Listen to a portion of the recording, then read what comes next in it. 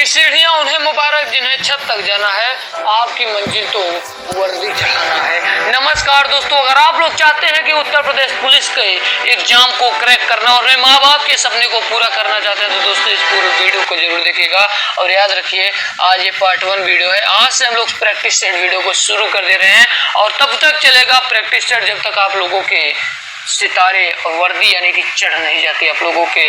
और दोस्तों, आप लोगों से एक विनती करना चाहता हूँ, आप लोग उन गरीब भाई बहन तक जरूर इस वीडियो को शेयर करिएगा जिनके पास आज कोचिंग जाने तक के फीस नहीं है। तो दोस्तों चलिए वीडियो को शुरू करते हैं। ये वही सारे प्रश्न हैं जो सिलेक्टेड हैं और आप लोगों की परीक्षाओं में आए हुए प्रश्न। तो चलिए शुरू करते हैं। क्वेश्चन नंबर 1, मेनिंजाइटिस रोग किसको प्रभावित करता है? क्वेश्चन नंबर 1 है हमारा, मेनिंजाइटिस रोग किसको प्रभावित करता है? तो ऑप्शन ए हमारा है वृक्क को, बी यकृत को, सी हृदय को और डी मस्तिष्क को। तो किसको प्रभावित करता है दोस्तों? तो इसका हमारा आंसर हो जाएगा मस्तिष्क को, यानी कि ऑप्शन नंबर डी, यानी कि ऑप्शन नंबर डी आंसर सही होगा। तो चलिए दूसरे क्वेश्चन पर चलते हैं। दूसरा क्वेश्चन हमारा कह रहा है,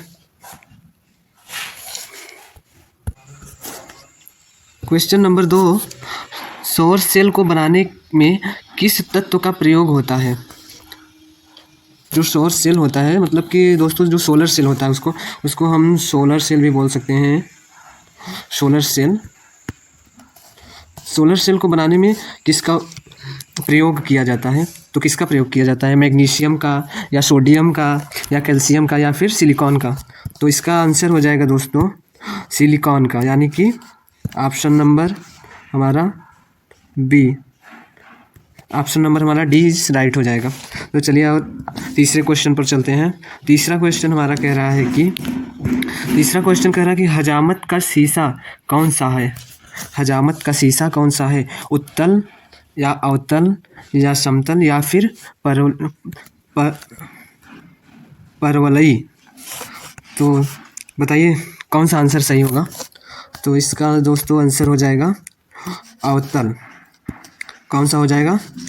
अवतल, यानी कि option number B is right हो जाएगा। आते हैं चौथे क्वेश्चन पर। चौथा क्वेश्चन कह रहा है कि चौथा क्वेश्चन हमारा कह रहा है कि टूटी हड्डियों को जोड़ने के लिए निम्नलिखित में से किसका प्रयोग किया जाता है?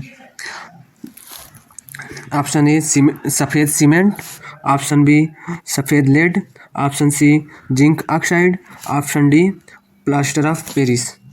तो क्या हो जाएगा आंसर दोस्तों? तो इसका आंसर हो जाएगा प्लास्टर ऑफ पेरिस, यानी कि डी ऑप्शन हमारा राइट हो जाएगा, प्लास्टर ऑफ पेरिस। चलिए बढ़ते हैं अपने अगले क्वेश्चन की ओर। अगला क्वेश्चन हमारा कह रहा है कि किस जिले में मोहनजोदड़ो स्थित है? मोहनजोदड़ो जो कि दोस्तों हड़प्पा सभ्यता से संबंधित है।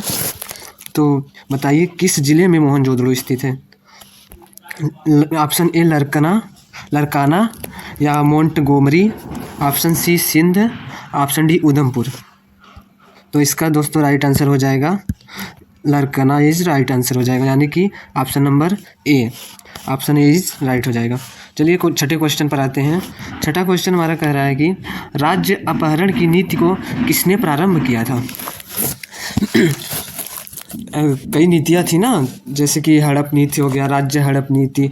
तो ऐसे ही क्वेश्चन नंबर 6 कह रहा है कि राज्य अपहरण की नीति को किसने प्रारंभ किया था?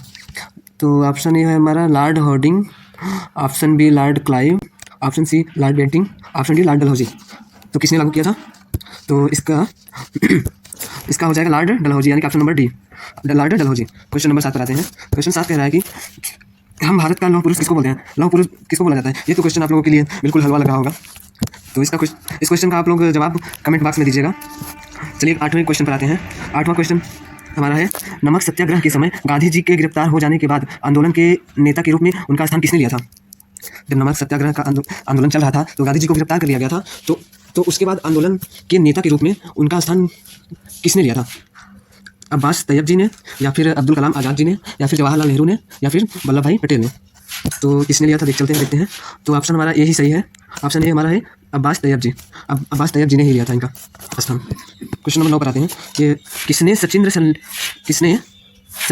सन्याल द्वारा स्थापित हिंदुस्तान रिपब्लिक एसोसिएशन का नाम बदलकर हिंदुस्तान रिपब्लिक एसोसिएशन कर दिया था? तो कौन थे? रास बिहारी बोस, बटुकेश्वर दत्त, या फिर सरदार भगत सिंह, या फिर चंद्रशेखर आज़ाद? तो इसका हो जाएगा answer option number D. Option D मतलब कि चंद्रशेखर आज़ाद। चलिए क्वेश्चन 10 पर आते हैं। क्वेश्चन 10 कह रहा है कि भारतीय संविधान में समवर्ती सूची किसके संविधान से ली गई है? समवर्ती सूची का जो विषय है वो किसके संविधान से लिया गया है? तो संयुक्त राज्य अमेरिका से, या फिर कनाडा से, या फिर जर्मनी से, या फिर ऑस्ट्रेलिया से? तो इसका आंसर हो जाएगा ऑस्ट्रेलिया से लिया गया है। कहाँ से लिया गया है? ऑस्ट्रेलिया से। चलिए 11वें प्रश्न पर आते हैं दोस्तों। 11वें प्रश्न पर आने पर हमें ये क्वेश्चन कह रहा है कि जनवरी 2018 में क्रिकेटर महेंद्र सिंह धोनी को ये टाइपिंग मिस्टेक हो गया है, को कौन सा पुरस्कार प्रदान किया गया था? पद्म भूषण, या फिर पद्मश्री, या फिर पद्म विभूषण, या फिर खेल रत्न? तो इनको कौन सा पुरस्कार प्रदान किया गया था? तो इनको प्रदान किया गया था option number A Padma Bhushan प्रदान किया गया था इनको। क्वेश्चन 12 पर आते हैं। प्रश्न 12 कह रहा है कि पंचायती राज व्यवस्था में स्थानीय स्वशासन की व्यवस्था कैसी होती है? ग्राम, ब्लॉक, जिला और राज्य स्तर पर 4 स्तरीय व्यवस्था, या फिर बी ऑप्शन में लिखा गया है ग्राम, ब्लॉक और जिला स्तर पर त्रिस्तरीय संरचना, सी ऑप्शन पर लिखा गया है ग्राम और ब्लॉक स्तर पर द्विस्तरीय व्यवस्था, डी ऑप्शन पर लिखा गया है ग्राम स्तर पर एक स्तरीय व्यवस्था। तो इसका आंसर हो जाएगा ऑप्शन नंबर ग्राम, ब्लॉक और जिला स्तर पर 3 स्तरीय व्यवस्था। ऑप्शन हमारा यही सही हो जाएगा दोस्तों, ऑप्शन हमारा यही सही है। ठीक है दोस्तों, वीडियो अच्छा लगे तो आप लोग सपोर्ट करिएगा, और कैसी लगी हमारी वीडियो आप लोग जरूर बताइएगा, और ऐसे ही प्रश्नों के लिए कमेंट में बताइए कि चलिए 13वें क्वेश्चन पर आते हैं दोस्तों। 13वां क्वेश्चन हमारा कह रहा है कि भूपेन हजारिका सेतु का निर्माण किस राज्य में किया गया है? भूपेन हजारिका सेतु का निर्माण किस राज्य में किया गया? तो ऑप्शन ए गुजरात, कर्नाटक, या फिर महाराष्ट्र, या फिर असम में? तो इसका राइट आंसर हो जाएगा दोस्तों, इसका राइट आंसर हो जाएगा असम में। कहाँ पर? ऑप्शन नंबर डी हमारा सही हो जाएगा। चलिए आगे बढ़ते हैं दोस्तों। प्रश्न नंबर 14 पर आते हैं। ये प्रश्न, राज्य मानवाधिकार आयोग अपनी वार्षिक रिपोर्ट किसे देता है? ऑप्शन ए राज्य सरकार को, ऑप्शन बी केंद्रीय सरकार को, ऑप्शन सी राष्ट्रीय मानवाधिकार आयोग को, या फिर राज्यपाल को? तो ये देता है अपनी रिपोर्ट राज्य सरकार को देता है। ऑप्शन ए राइट हो जाएगा हमारा।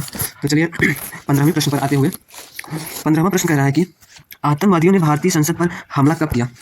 आतंकवादियों ने भारतीय संसद पर, हमारी जो संसद है पुरानी संसद, उस पर हमला कब किया था? ऑप्शन ए 13 दिसंबर 2001 को, बी 11 सितंबर 2001 को, सी 21 जनवरी 2002 को, डी 14 मई 1857 को? तो कब किया? तो इसने किया 13 दिसंबर 2001 को, यानी कि ऑप्शन हमारा ए राइट हो जाएगा। चलिए बढ़ते हैं अगले क्वेश्चन की तरफ। 16वें प्रश्न पर आते हुए, दक्षिण एशियाई क्षेत्रीय सहयोग संघ का मुख्यालय कहाँ पर स्थित है? तो दोस्तों दक्षिण एशियाई क्षेत्रीय सहयोग संघ का मुख्यालय कहाँ पर स्थित है? भारत में, या फिर नेपाल में, या पाकिस्तान में, या श्रीलंका में? तो इसका आंसर हो जाएगा, सही आंसर इसका क्या हो जाएगा? नेपाल में, यानी कि बी हमारा सही है। चलिए आगे बढ़ते हुए 17वें क्वेश्चन पर आ गए हम लोग। 17वां प्रश्न हमारा कह रहा है कि गोल्डन हैंडशेक का संदर्भ निम्नलिखित में से किस एक से है? तो किस एक से है? ऑप्शन ए अति विशिष्ट व्यक्तियों को सम्मानित करना, बी स्वैच्छिक सेवानिवृत्त योजना, सी मंगलमय समुद्र यात्रा की कामना करना, डी विशिष्ट अतिथियों की आगवानी। तो इसका राइट आंसर हो जाएगा, यानी कि इसका राइट आंसर क्या हो जाएगा? बी हमारा सही है। चलिए आगे बढ़ते हैं 18वें क्वेश्चन की तरफ। 18वें प्रश्न पर लिखा है, जनवरी 2018 में केंद्रीय आवास एवं शहरी मामले के मंत्रालय द्वारा घोषित 9 स्मार्ट शहरों में उत्तर प्रदेश शहर शामिल है। ये क्वेश्चन थोड़ा सा घुमाऊ टाइप का है दोस्तों, इसी तरह के प्रश्न आपके पेपर में देखने को मिलेंगे दोस्तों। तो ये क्वेश्चन देखिए कैसे कह रहा है, जनवरी 2018 में केंद्रीय आवास एवं शहरी मामले के मंत्रालय द्वारा घोषित 9 स्मार्ट शहरों में उत्तर प्रदेश का कौन सा शहर शामिल है? अच्छा जी, इसमें कहना है कि उत्तर प्रदेश का कौन सा शहर 9 स्मार्ट शहरों में से शामिल है 2018 की केंद्रीय आवास एवं शहरी मामले के मंत्रालय द्वारा घोषित। तो कौन सा शहर शामिल है उत्तर प्रदेश का? ये शहर पहला है बरेली, दूसरा है सीतापुर, तीसरा है बलिया, चौथा है देवरिया। तो ये चारों शहर दोस्तों उत्तर प्रदेश के ही है। तो इसका राइट आंसर हो जाएगा ऑप्शन नंबर कौन सा? ऑप्शन नंबर ये सही है हमारा। चलिए आगे बढ़ते हैं। 19वें क्वेश्चन पर लिखा गया, 19वां प्रश्न है, पर्यावरण निष्पादन सूचकांक 2018 में भारत का कौन सा स्थान है? ऑप्शन ए 150वां, बी 140वां, सी 141वां, और डी 177वां। तो बताइए कौन सा स्थान है भारत का? तो स्थान है दोस्तों 177वां, यानी कि डी ऑप्शन। ठीक है दोस्तों, आते हैं 20वें क्वेश्चन पर, और ये हमारा अंतिम क्वेश्चन भी रहेगा दोस्तों। तो ठीक है, भारत में गरीबी का स्तर कायम किया जाता है इस आधार पर, किस आधार पर भारत में गरीबी का स्तर कायम किया जाता है? यही क्वेश्चन पूछा है, थोड़ा सा घुमा के पूछा दोस्तों, तो हमें कंफ्यूज नहीं होना है। ऑप्शन ए है हमारा विभिन्न प्रदेशों के प्रति व्यक्ति आय के आधार पर। ऑप्शन बी है हमारा औसत घरेलू आय के आधार पर। ऑप्शन सी है हमारा घरेलू उपभोक्ता के व्यय के आधार पर। ऑप्शन डी है हमारा देश के मलिन आबादी के आधार पर, मतलब जनसंख्या के आधार पर। तो हमारा दोस्तों क्या होगा सही आंसर? तो इसका दोस्तों राइट आंसर हो जाएगा ऑप्शन नंबर बी, सी सही हो जाएगा, ऑप्शन सी। आशा करते हैं दोस्तों हमारे द्वारा पढ़ाया गया वीडियो आप लोगों को पसंद आया होगा। और दोस्तों सपोर्ट जरूर करिएगा। हमारे चैनल से जुड़े रहने के लिए चैनल को सब्सक्राइब कर लीजिएगा। ऐसे ही डेली आपको सीरीज कराई जाएगी। धन्यवाद दोस्तों।